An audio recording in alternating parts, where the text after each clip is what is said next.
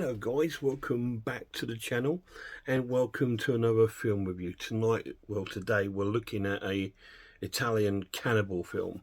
I'm normally quite reluctant to look at these films because of the content of animal cruelty. So we're looking at the one that started it all. This was like the first sort of Italian sort of cannibal film that started the sort of cannibal sort of craze, if you like, and this is called Man from Deep River, or Deep River Savages, which was its other title.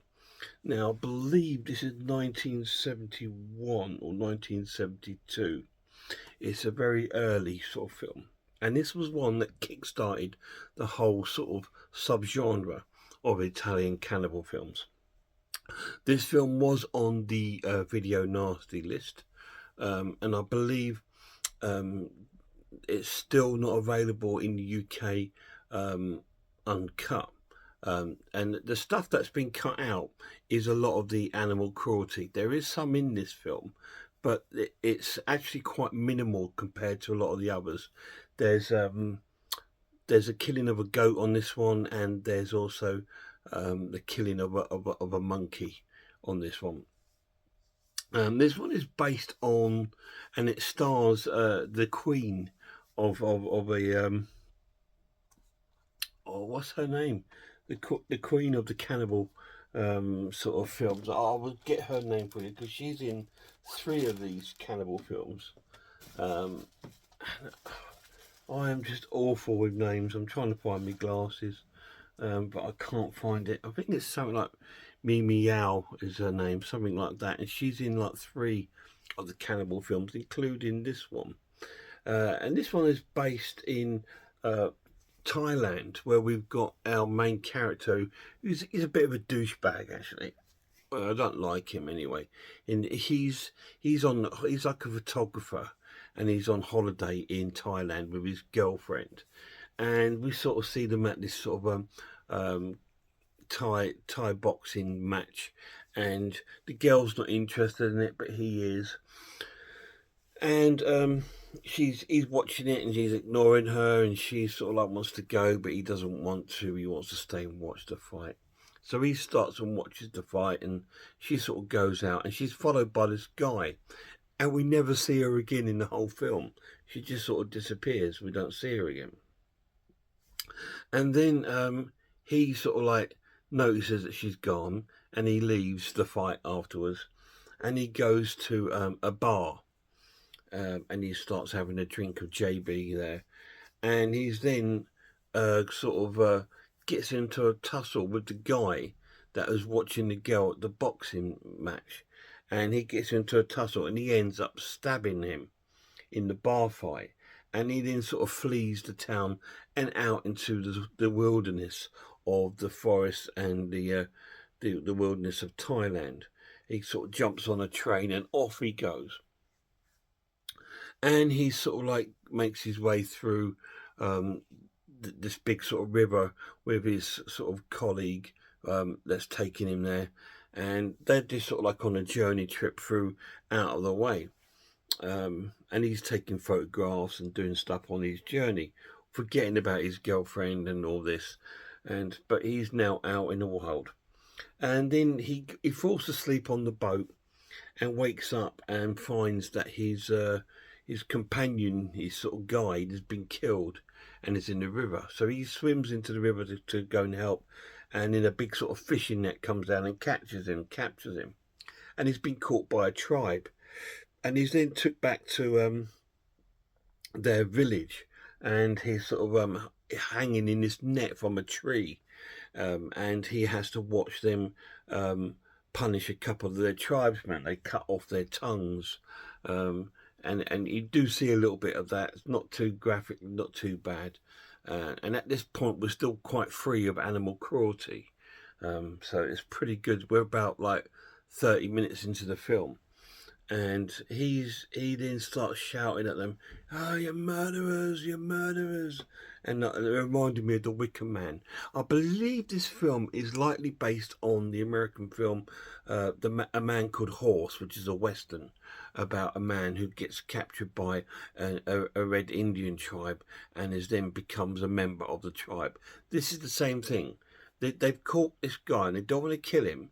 They want to keep him there as a part of the tribe, mostly because Mimi, she's taken a liking to him, and then there's sort of like a love story unfolds between the two of them, and he manages to sort of stay alive, although there's quite a horrible witch doctor there who's like who doesn't like him, you can tell. But Mimi's sort of taken a shine to him. And although he's still tied up, they use him, she wants him as a slave.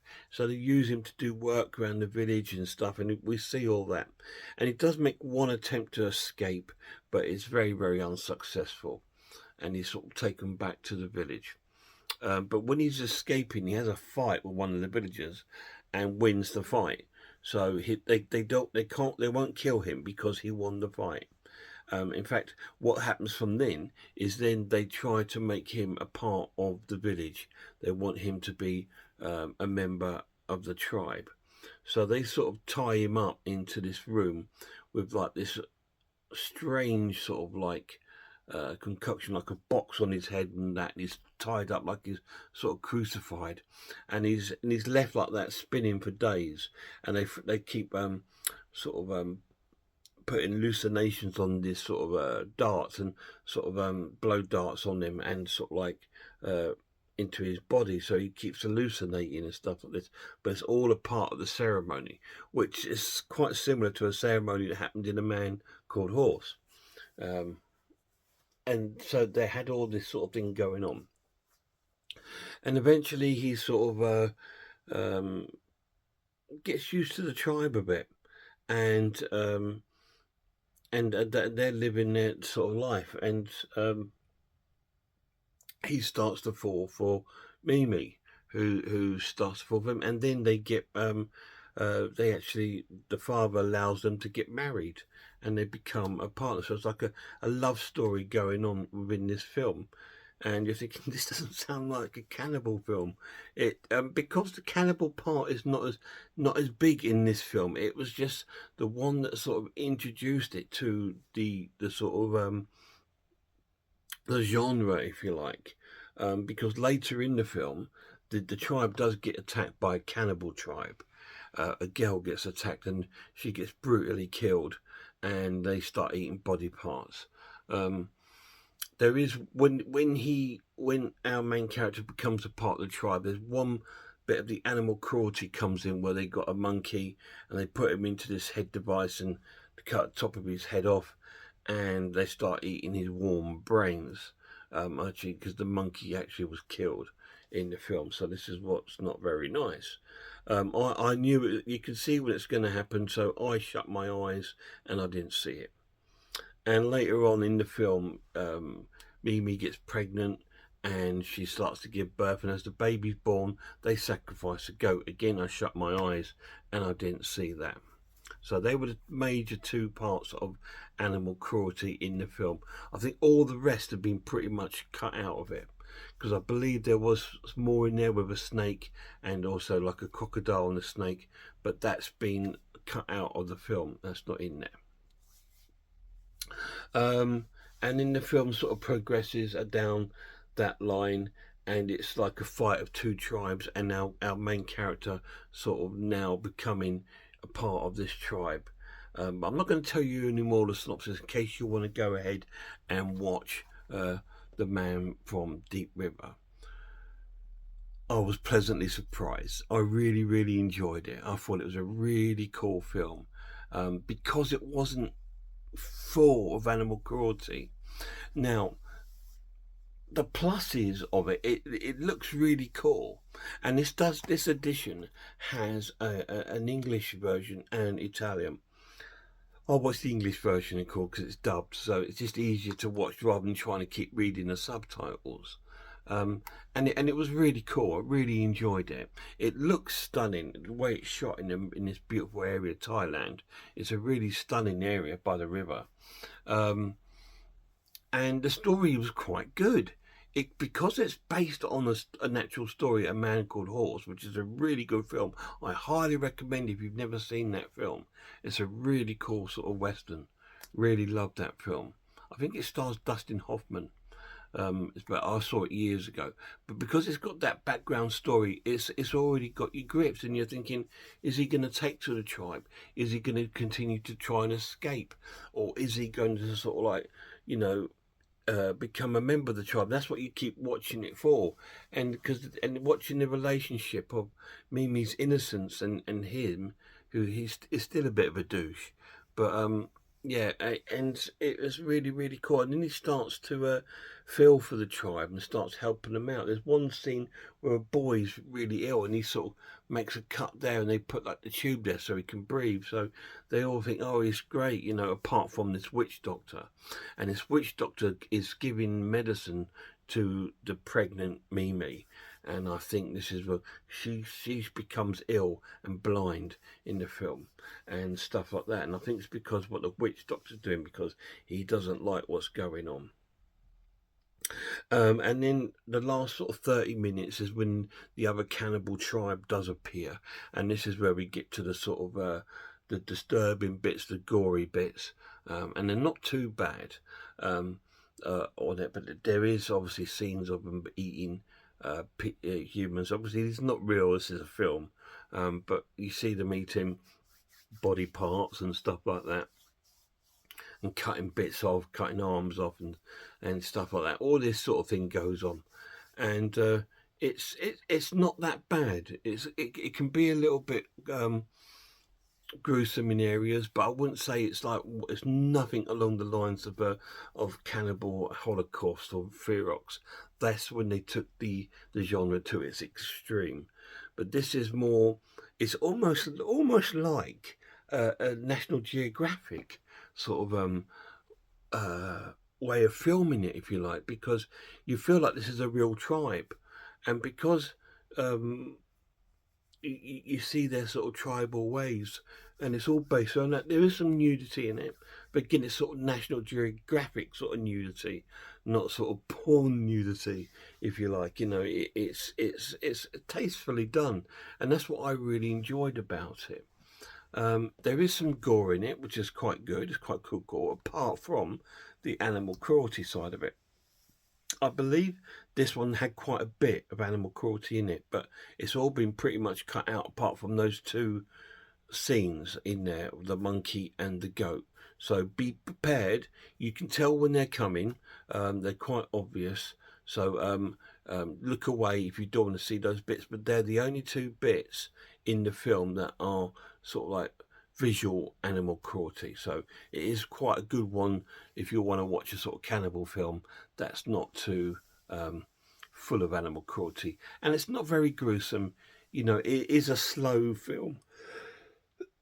Like I said, this runs for about an hour and 40 minutes, and we don't see really any cannibalism until about well over an hour into the film.